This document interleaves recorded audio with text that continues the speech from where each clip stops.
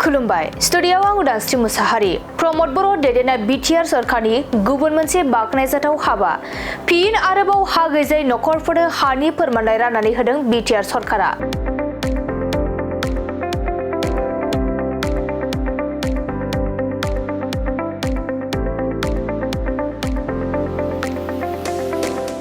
नाकिदारा ओनसोलनि हा गैजायै नखरफोरनो हानि फोरमानलाइ राननानै होदों बिटिआर सरखारा। मख'नो गोनांदि प्रमद बर'नि दैदेननाय बिटिआर सरखारा गुबुन गुबुन ओनसोलनि गोबाव बोसोर हानि फोरमानलाइ गैयाजासे गोबाव बोसोर रायजो जाबोनाय गोबां नखरफोरनो हानि फोरमानलाइ होबोगासिनो दं। थिग बेबादिनो दिनैबो 14 नं चिरांदुवार बियाबनि सिङाव थानाय नाकिदारा ओनसोलनि हानि फोरमानलाइ गैजायै गासै 123 नखरफोरनो बारग'लेङाइ गाहाय खाम्फा बरगयारिनि नुजाथिनायाव हानि फोरमानलाइ राननानै होदों बिटिआर सरखारा।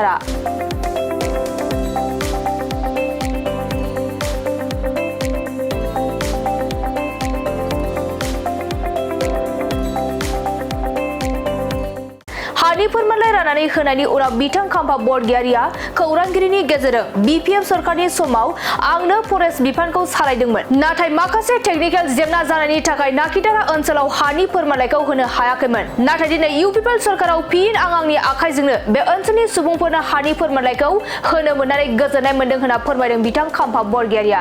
दानिया फैदो बिथां खाम्फा बरगयारिनि आबुं बाथ्राखौ जों खोनासंना लानि। दिनै जोबोद मोजां दिन। आङो बिटिसि सरखारनिफ्राय बिपिएफनि दिनावहाय आंनो फरेस्ट डिपार्टमेन्टखौ नायदोंमोन आरो आं बे सान्तिपुर देवस्रि दादगारिनि हाफोरखौ आंनो होबोजेनदोंमोन। किन्तु माबा मोनसे टेकनिकेल समस्या जानानै बे नाकेदारा गामिनि माखासे मानि हाखौ आं होलांनो हायाखैमोन।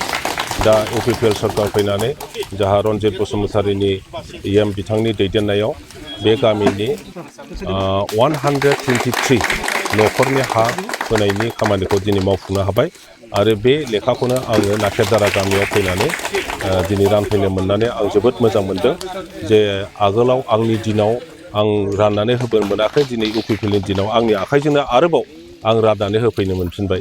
बेनि थाखाय आं जोबोद खुसि जादों।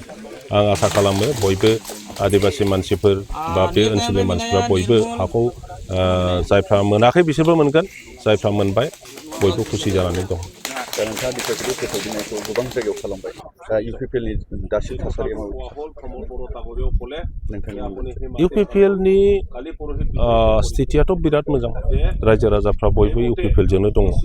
नोंसोर नाय दा मुस्लिम मानसिफोरखौनो बुं, गुरखा मानसिफोरखौनो बुं, आदि मानसिफोरखौ बुं, राजबंशी, गार', राभा जेसेबां जाथि गस्थि दं, फ्राय माने इउपिपिएलखौ मोजां पार्टि बा मोजां दल हिसाबैनो बे नोजोरजों नायबाय आरो फैगौ इलेक्सनाव इउपिपिएलनि जिखुनु केन्डिडेट मोनफ्रोमबो 40टा समस्तियाव बयबो इउपिपिएलनि केन्डिडेटनो भट होनोनो नेगासिनो दङ बे 6था।